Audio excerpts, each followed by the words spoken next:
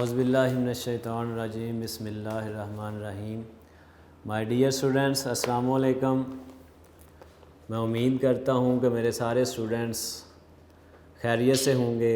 अल्लाह पाक हम सब को, हमारे घर वालों को, सब मुसलमानों को अपनी हिफाजत में रखे। तो बेटा मैं उम्मीद करता हूँ कि कल के लेक्चर में, पिछले लेक्चर में जो आप लोगों को प्रैक्टिस वर्क मिला था वो सब स्टूडेंट्स ने उसकी प्रैक्टिस की होगी, लाजमी प्रैक्टिस की होगी।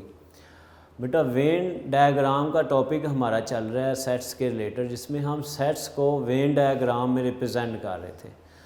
हमने इस एक्सरसाइज के 7 क्वेश्चंस को डिस्कस कर चुके हैं पिछले 2 लेक्चर्स में। फर्स्ट 3 क्वेश्चंस में वेन डायग्राम गिवन थी, जस्ट हमने एलिमेंट्स लिखे थे आंसर में। और क्वेश्चन नंबर 4, 5 और 6 और 7 में हमने बेटा वेन डायग्राम को कंस्ट्रक्ट किया है। वेन डायग्राम की मदद से डिफरेंट सेट्स को, सेट्स के ऑपरेशंस को, प्रॉपर्टीज़ को वेरीफाई किया है, रिप्रेजेंट किया है। तो इस एक्सरसाइज का बेटा लास्ट क्वेश्चन हमारा रह गया था। कल के लेक्चर में वो क्वेश्चन हो जाना था, लेकिन बेटा मैंने नहीं करवाया कि आप लोग ओवरबर्डन ना हो जाएं। तो क्वेश्चन नंबर 8 को आज हम करते हैं। लास्ट क्वेश्चन है बेटा इस एक्सरसाइज का।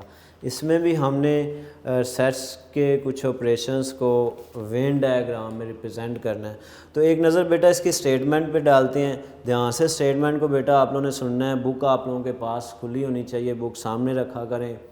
पेज नंबर बेटा आप लोगों का 23 है, बुक सामने रखा करें। रजिस्टर और पेन आपके पास होना चाहिए। साथ साथ बेटा कुछ बातों को नोट कर लिया करें, लेक्चर को ध्यान से सुना करें। तो बेटा जी स्टेटमेंट हम पढ़ते हैं। Show by Venn diagram the complement of the following overlapping sets. बेटा यहाँ पर ये स्टेटमेंट्स को ध्यान से पहले समझना है। पेपर में बेटा जब आप लोग क्वेश्चंस को सॉल्व करते हैं तो स्टेटमेंट वाले क्वेश्चंस को पहले ध्यान से पढ़ा करें। क्वेश्चन की स्टेटमेंट को समझा करें कि क्वेश्चन के अंदर क्या कहा गया है। अब मैक्सिमम स्टूडेंट्स यहाँ पे अभी मैं बताऊँगा कि मिस्टेक क्या करते हैं, ध्यान से आपने सुनना है। तो स्टेटमेंट बेटा एक बार फिर मैं बता रहा हूँ। Show by Venn diagram the complements of the following sets. दिए गए सेट्स को बेटा रिप्रेजेंट नहीं करना, उनके कॉम्प्लीमेंट को रिप्रेजेंट करना है। यही मिस्टेक हो जाती है स्टूडेंट्स। गिवन जो सेट्स होते हैं, जैसे फर्स्ट पार्ट में ए यूनियन बी को हम रिप्रेजेंट करेंगे तो स्टूडेंट्स जल्दी से ए यूनियन बी को शेड कर देते हैं, यूनियन बी को रिप्रेजेंट कर देते हैं। क्वेश्चन टोटली गलत हो गया। स्टेटमेंट को ध्यान से पढ़ते ही नहीं है, बस वेन डायग्राम देखिए और नीचे बेटा इस चीज़ का, इस बात का आप लोगों ने ख्याल रखना है। स्टेटमेंट को ध्यान से पहले पढ़ना है कि स्टेटमेंट में क्या कहा गया। स्टेटमेंट में बेटा ये डायरेक्ट सेट्स को रिप्रेजेंट नहीं करना, इनके कॉम्प्लीमेंट को रिप्रेजेंट करना है।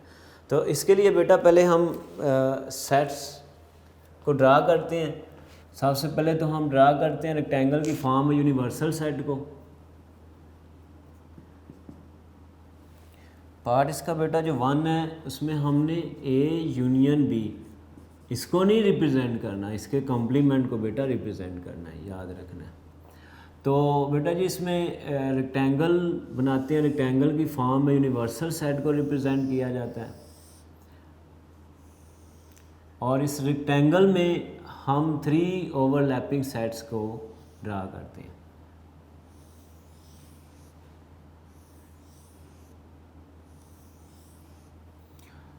सेट ए, बी एंड सी। ये बेटा जी हमने 3 ओवरलैपिंग सेट्स को ड्रा किया। अब हमने किस चीज़ को रिप्रेजेंट करना है यहाँ पे, तो वो बेटा ये आपके सामने ए यूनियन बी का कॉम्प्लीमेंट। तो बेटा पहले तो हम ए यूनियन बी, हमने एक्सरसाइज 1B में भी इस तरह के क्वेश्चंस को सॉल्व किया था, लेकिन बेटा जी वहाँ पे हमारे पास सेट्स के एलिमेंट्स गिवन थे, हमने एलिमेंट्स को सॉल्व किया था। सेम उसी मेथड से यहाँ पे हम डायग्राम की फॉर्म में, वेन डायग्राम में ए यूनियन बी के कॉम्प्लीमेंट को रिप्रेजेंट करेंगे। तो बेटा कॉम्प्लीमेंट फाइंड करने से पहले हम ब्रैकेट को सॉल्व करते थे, यानी पहले हम ए यूनियन बी को रिप्रेजेंट करेंगे, फिर उसके कॉम्प्लीमेंट की तरफ जाएंगे। तो A union B, set A और बी यूनियन में बेटा ऑल एलिमेंट्स आ जाते हैं। यहाँ पर दोनों सेट्स को हम शेड कर देंगे, दोनों सेट्स के कंप्लीट रीजन को हम शेड कर देंगे।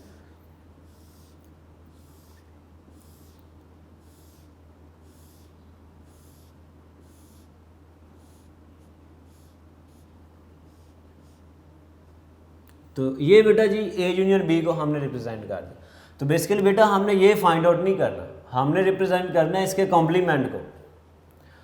तो कॉम्प्लीमेंट्स को बेटा हमने एक्सरसाइज 1B में डिस्कस किया था, कॉम्प्लीमेंट के रिलेटेड क्वेश्चंस को सॉल्व किया था, सेट्स का हमने कॉम्प्लीमेंट फाइंड किया था और इसकी डेफिनेशन भी डिस्कस की थी, जिसमें बेटा मैं आप लोगों को फिर बताता हूँ कि जिस सेट का कॉम्प्लीमेंट लेना हो, यानी फॉर एग्जांपल बेटा हमने ए यूनियन बी के कॉम्प्लीमेंट को सॉल्व करना है, रिप्रेजेंट करना है, तो जिस भी सेट का बेटा कॉम्प्लीमेंट लेना हो उसे यूनिवर्सल सेट में से सब्ट्रैक्ट कर देते थे। यही इसकी बेटा डेफिनेशन है। जिस सेट का, ये एक सेट है बेटा, ए यूनियन बी एक सेट है, दो सेट्स के union is also a set, union of two sets is also a set, ये भी एक सेट है। तो जब इस सेट की हम कॉम्प्लीमेंट फाइंड करेंगे तो इसे यूनिवर्सल सेट में से सब्ट्रैक्ट कर देंगे। तो बेटा यूनिवर्सल सेट, ये रेक्टेंगल जो है ये कंप्लीट हमारे पास यूनिवर्सल सेट पड़ा हो, ये रेक्टेंगुलर जितना भी रेक्टेंगुलर रीजन है ये सारा यूनिवर्सल सेट है। तो बेटा इस सेट में से हमने ए यूनियन बी को सब्ट्रैक्ट कर देना, निकाल देना है। इट्स मीन क्या करेंगे हम ए यूनियन बी के अलावा बाकी जितना भी रीजन होगा वो इसकी कॉम्प्लीमेंट को रिप्रेजेंट करेगा। तो बेटा बाकी जितना भी पोर्शन है उसको हम वर्टिकल लाइन से रिप्रेजेंट कर देते हैं। आप लोग बेटा शेड भी कर सकते हैं।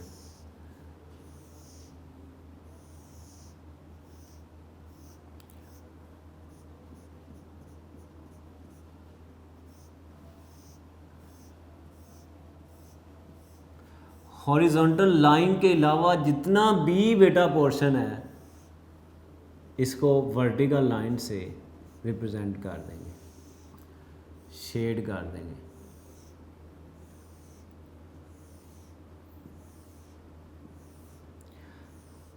तो बेटा जी ये जितना भी ये एरिया, ये जो रीजन जो कि वर्टिकल लाइन से हमने जिसको शेड किया है, ये ए यूनियन बी, यानी ए यूनियन बी ये हॉरिजॉन्टल लाइन से रिप्रेजेंट कर रहे हैं। हमने यूनिवर्सल सेट से इस सेक्शन को, इस रीजन को, इस पोर्शन को सब्ट्रैक्ट कर देना।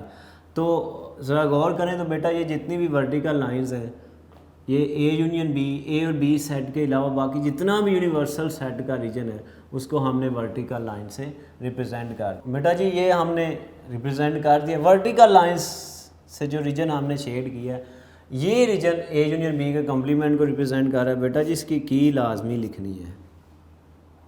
तो A union B compliments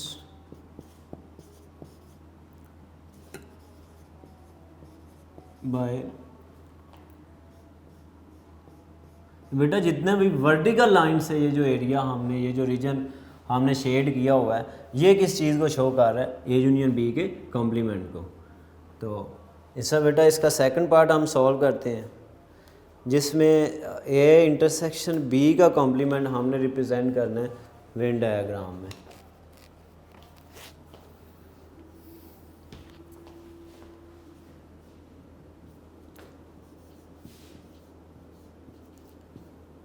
A intersection B के कॉम्प्लीमेंट को बेटा हम रिप्रेजेंट करने जा रहे हैं with the help of Venn diagram. तो बेटा जी पहले हम इसकी डायग्राम को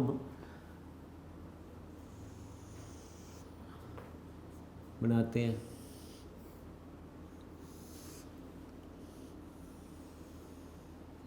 ये रेक्टेंगुलर रीजन बेटा रेक्टेंगल फॉर्म में यूनिवर्सल सेट को रिप्रेजेंट किया जाता है, यूनिवर्सल सेट है। इसमें 3 ओवरलैपिंग सेट्स को सर्कल की फॉर्म में रिप्रेजेंट करेंगे, ड्रा करेंगे, ए बी एंड सी। तो बेटा जी इसमें पहले हम ब्रैकेट को रिप्रेजेंट करेंगे, ब्रैकेट को सॉल्व करेंगे, उसके बाद उसके कॉम्प्लीमेंट को देखेंगे। तो ब्रैकेट में बेटा ए और बी सेट का इंटरसेक्शन है और इंटरसेक्शन में कॉमन पोर्शन आएगा। सेट ए और बी, सी को नहीं देखेंगे, ये सेट ए है, ये सेट बी है, सेट बी। तो बेटा ये जो पोर्शन है ये वाला,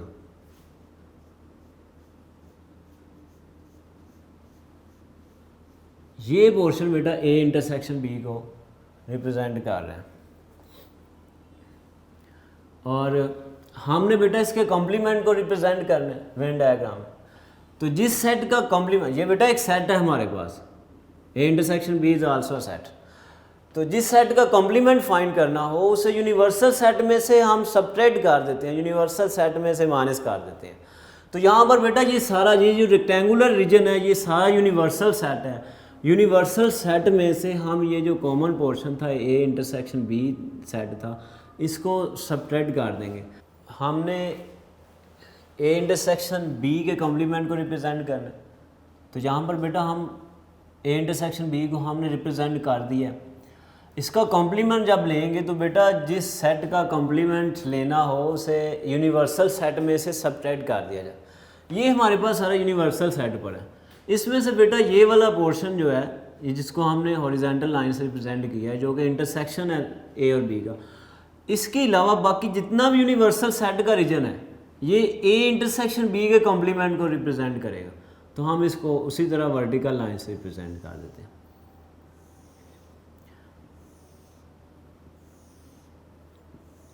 हाँ बेटा जी शेड भी कर सकते हैं, मैं बार बार बता रहा हूँ, लेकिन डिफरेंस होना चाहिए इसमें और इसमें।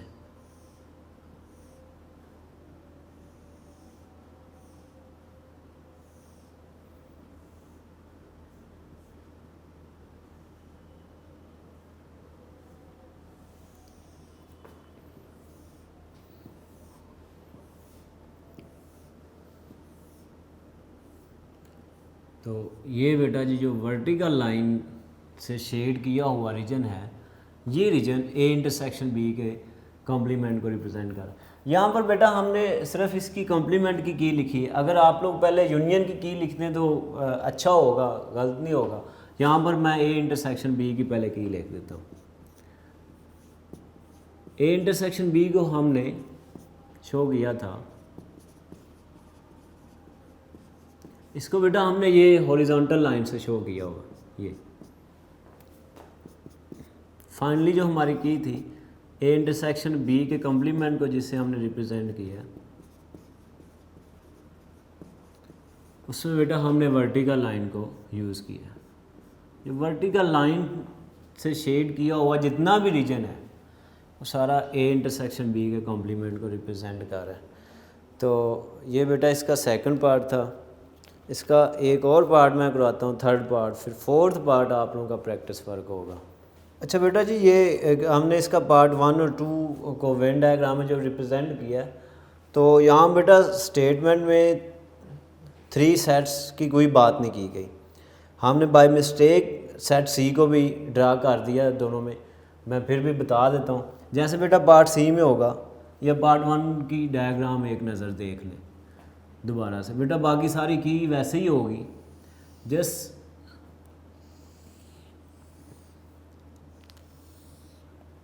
Universal set, set A, set B. बेटा इसमें सी सेट नहीं बस ड्रा करना, यानी ए यूनियन बी का जैसे कॉम्प्लीमेंट लिया ए यूनियन बी, बेटा ये आ जाएगा सेम वैसे ही होगा जैसे पहले मैंने आप लोगों को समझाया है। जस्ट सेट सी को आप लोगों ने ड्रा नहीं करना, ये मैं बताने जा रहा हूँ। इसमें इस क्वेश्चन में सेट सी को ड्रा नहीं करेंगे। तो इसके अलावा बाकी ये बेटा जितना भी इसका ये यूनिवर्सल सेट का जितना भी ये पोर्शन होगा ए यूनियन बी के अलावा, सेट ए और बी के अलावा, वो इसका कॉम्प्लीमेंट होगा। ये सेम उसी मेथड से बेटा जस्ट सेट सी को आप लोग ड्रा नहीं करेंगे, वो बाय मिस्टेक ड्रा कर दिया गया सेट सी। बाकी बेटा वैसे ही की लिखनी है, वैसे ही सब कुछ है। जस्ट जो सेट सी पार्ट 1 और 2 दोनों में सेट सी को आप लोगों ने ड्रा नहीं करना बस। तो इसका थर्ड पार्ट बेटा करते हैं हम। थर्ड पार्ट में बेटा हमने ए माइनस बी के कॉम्प्लीमेंट को रिप्रेजेंट करना है। तो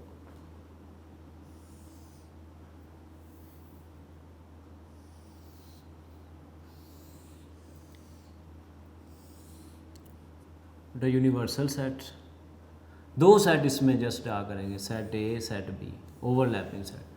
सी सेट ड्रा बेटा नहीं करना इसके पार्ट 1 और 2 में भी। ए माइनस बी, तो बेटा ए में से बी का वो पोर्शन जो कि सेट ए के साथ इंटरसेक्ट कर रहा है वो सबट्रैक्ट कर देंगे, वो माइनस कर देंगे।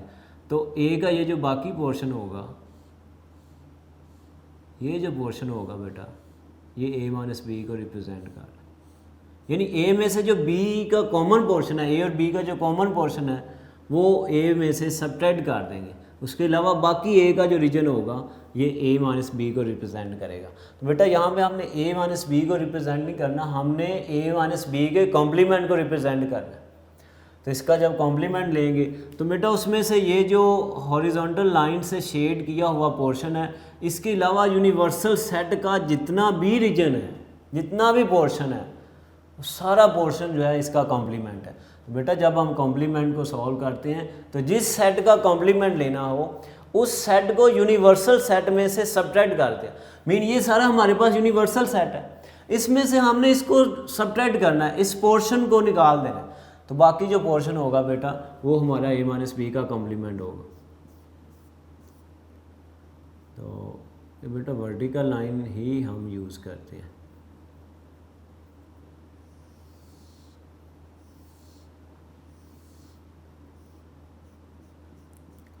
आप लोग बेटा इसको शेड भी कर सकते हैं, इसको ये लाइनें ही लगाएं,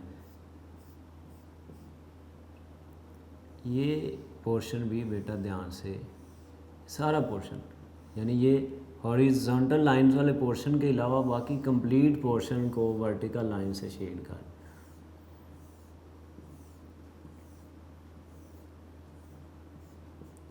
नहीं बेटा, ये जितना वर्टिकल लाइन से शेड किया हुआ पोर्शन है, रीजन है, वो ए माइनस बी का कॉम्प्लीमेंट को रिप्रेजेंट कर रहा है।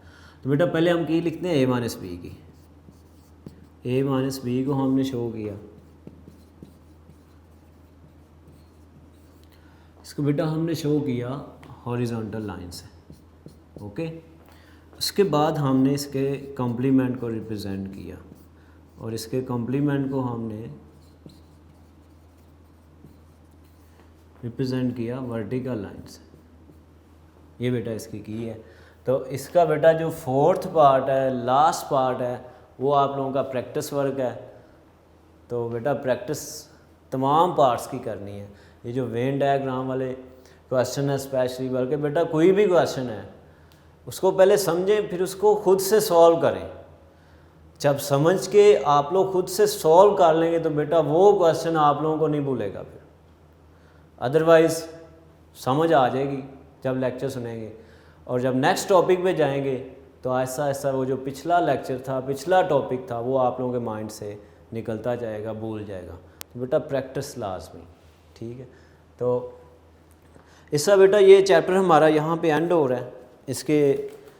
इसके बाद हमने एमसीक्यूज़ को भी डिस्कस करना है। तो बेटा इस चैप्टर में हमने सेट को डिफ़ाइन किया, हमने सेट की रिप्रेजेंटेशन को डिस्कस किया, सेट्स को 3 फॉर्म्स में रिप्रेजेंट किया जाता है, तीनों फॉर्म्स को हमने डिस्कस किया, descriptive form, tabular form, set builder form. इनके क्वेश्चंस को डिस्कस किया। उसके बाद बेटा हमने ऑपरेशंस, हमने सेट के सबसेट्स कैसे फाइंड किए जाते हैं, सबसेट्स की आगे 2 टाइप्स, प्रॉपर और इम्प्रॉपर सबसेट्स को डिस्कस किया। तो बेटा एक चीज़ मैं फिर बता देता हूँ सबसेट्स के हवाले से, सबसेट की डेफिनेशन को अच्छी तरह समझना है। प्रॉपर और इम्प्रॉपर सबसेट्स में डिफरेंस, बेटा एक चीज़ हमने डिस्कस की थी, पॉसिबल सबसेट्स फाइंड करने का फॉर्मूला। सबसेट्स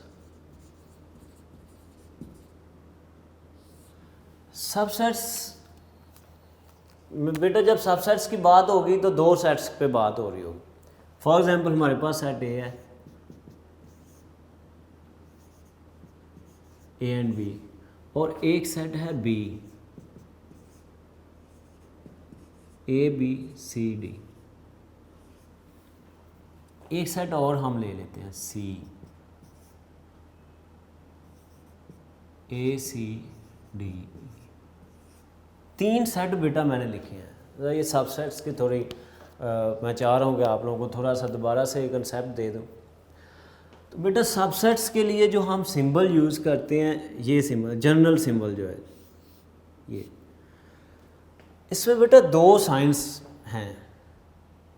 ये एक तो ये साइन है सबसेट, और ये जो लाइन है ये बेसिकली ये इक्वालिटी है। ये जो लाइन बेटा हम यूज़ करते हैं ये इक्वालिटी है। तो ये जो सबसेट की जनरल नोटेशन है, ये बेटा दो साइंस का कॉम्बिनेशन है। इसमें दो साइंस हमने यूज़ किए हुए, एक ये साइन और एक ये। अब ये जो लाइन बेटा, ये मैं फिर बता रहा हूँ, ये लाइन ये इक्वालिटी को बेसिकली शो करती है। ये जनरल नोटेशन है। लेकिन जब हम बेटा सबसेट्स में आगे डिफ्रेंशिएट करते हैं प्रॉपर और इम्प्रॉपर की फॉर्म में, फिर वहाँ पे ये साइन यूज़ नहीं होता दोनों में, फिर डिफरेंट साइन यूज़ होते हैं। बेटा इम्प्रॉपर के लिए हम ये वाला साइन यूज़ करते हैं, ये इम्प्रॉपर सबसेट्स को रिप्रेजेंट करते हैं।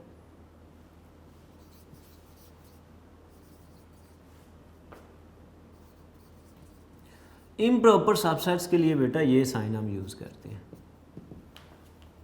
ये improper. For example set A और बी की बात करें तो बेटा सेट ए के दो एलिमेंट्स हैं, ए और बी। सेट बी के 4 एलिमेंट्स हैं। तो सेट ए के ये जो दोनों एलिमेंट्स हैं ये सेट बी में मौजूद हैं। All elements of set A is also the elements of set B, but all elements of set B is not the elements of set A. Set B के तमाम एलिमेंट सेट ए में नहीं है। तो properly set A set B का subset है, set B को हम सेट ए का सबसेट नहीं कह सकते। प्रॉपर सबसेट है, क्लियर हो गया। सेट ए ही सेट बी का सबसेट है, बी ए का सबसेट नहीं है। तो इसके लिए बेटा हम ये वाला सिंबल यूज़ करेंगे, ए इज़ प्रॉपर सबसेट। ओ बेटा सॉरी, ये प्रॉपर के लिए है, ये मैं बाई मिस्टेक लिखा गया, ये प्रॉपर के लिए। A is proper subset to set B, ये बेटा प्रॉपर के लिए, सॉरी प्रॉपर क्लियर है कि सेट ए ही सेट बी का सबसेट है, बी ए का सबसेट नहीं है। तो बेटा अगर इस सेट को थोड़ा हम इसमें एडिशन करें, हम ये अगर रेज कर दें ये दो एलिमेंट्स, इसमें भी ए और बी ही एलिमेंट्स लिख दें, तो बेटा सेट ए के तमाम एलिमेंट सेट बी में हैं और बी के तमाम एलिमेंट सेट ए में भी हैं। हम प्रॉपरली ये नहीं कह सकते कि ए ही बी का सबसेट है, बेटा बी भी तो ए का सबसेट है। All elements of set B is also element of set A. B पे भी तो ये बेटा डेफिनेशन होल्ड हो रही है बी से, बी सबसेट ए का, ए सबसेट बी का। प्रॉपरली ना तो ए बी का सबसेट है ना बी ए का सबसेट। क्यों? क्योंकि ये दोनों इक्वल हो चुके हैं, दोनों सेट्स इक्वल हो चुके हैं। तो दोनों सेट्स इक्वल हो चुके हैं तो इम्प्रॉपर सबसेट हैं ये सबसेट हैं, लेकिन ये प्रॉपर नहीं है, इम्प्रॉपर सबसेट है बेटा।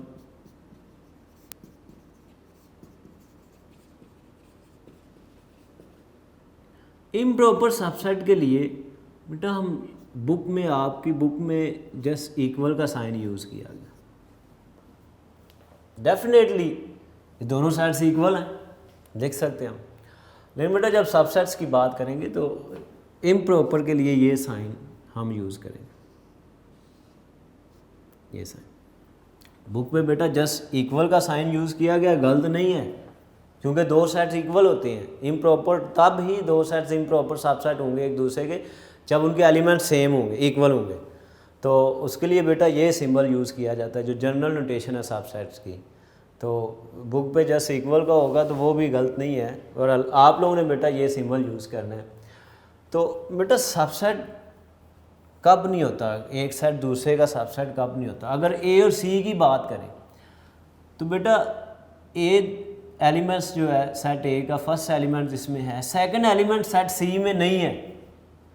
ये सबसेट की डेफिनेशन को होल्ड नहीं कर रहा। सबसेट की definition all elements of set A is also an element of set B. तो बेटा इसका ये सेकंड एलिमेंट इसमें नहीं है और ना ही इसके एलिमेंट्स सेट ए में है।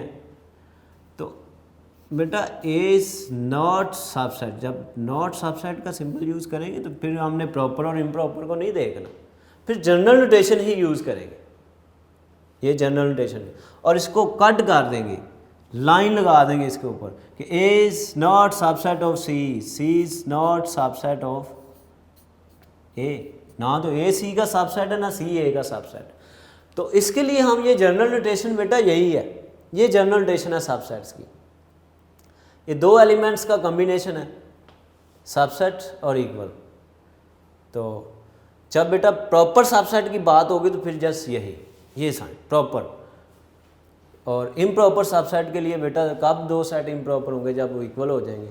तो A is improper subset of B, B is improper subset of ए।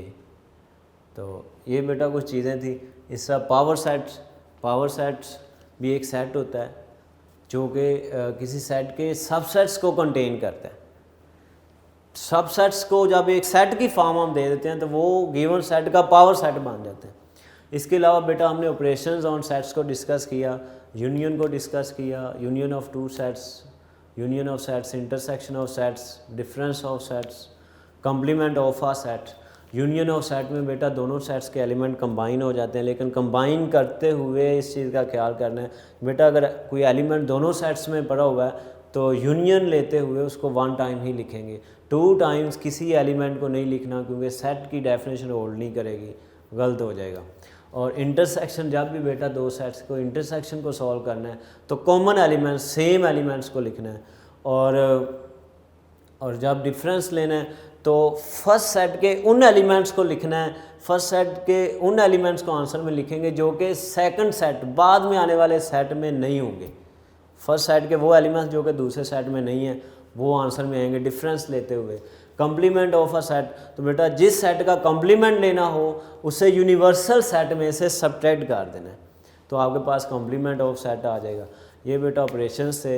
इसके अलावा हमने वेन डायग्राम को इसमें डिस्कस किया। तो ये चैप्टर बेटा हमारा कंप्लीट हो चुका है। मुझे उम्मीद है कि आप सबको इसकी समझ आ चुकी होगी, क्लियर हो चुका होगा। प्रैक्टिस बेटा लाजमी, बार बार इस बात पे जोर देता हूँ, प्रैक्टिस। तो बेटा जी ये सारे की पॉइंट्स आप लोगों ने लाजमी पढ़ने हैं, और ये डेफिनेशंस को अच्छी तरह लिख के प्रैक्टिस करें, डेफिनेशन को समझें। जब टॉपिक की डेफिनेशन क्लियर हो जाती है तो फिर उसके क्वेश्चन सॉल्व करने में कोई प्रॉब्लम नहीं होती। तो इंशाल्लाह नेक्स्ट लेक्चर में हम MCQs को डिस्कस करेंगे, डिटेल में MCQs को डिस्कस करेंगे, और फिर हम अपना नेक्स्ट चैप्टर स्टार्ट करेंगे। तो बेटा जी कुछ बातें फिर लेक्चर से पहले भी मैंने आपसे बात की थी, अभी भी बात कर रहा हूँ कि अल्लाह की तरफ से बेटा एक बीमारी आ चुकी है, एक वबा फैल चुकी है। ये किसी एक शहर का, एक घर का, एक मुल्क का ये मसला नहीं है बेटा जी, एक इंटरनेशनल लेवल पे ये एक वबा फैल चुकी है, और हर रोज़, हर आए दिन, हर नए दिन ये बढ़ती चली जा रही। क्यों बढ़ती चली जा रही है उसकी रीज़न बेटा हम खुद हैं, कोई और नहीं है। हम जब सेफ्टी प्रिकॉशंस को नहीं यूज़ करेंगे, सेफ्टी प्रिकॉशंस पे अमल नहीं करेंगे, फॉलो नहीं करेंगे, तो डेफिनेटली फिर ये वबा फैलती चली जाएगी।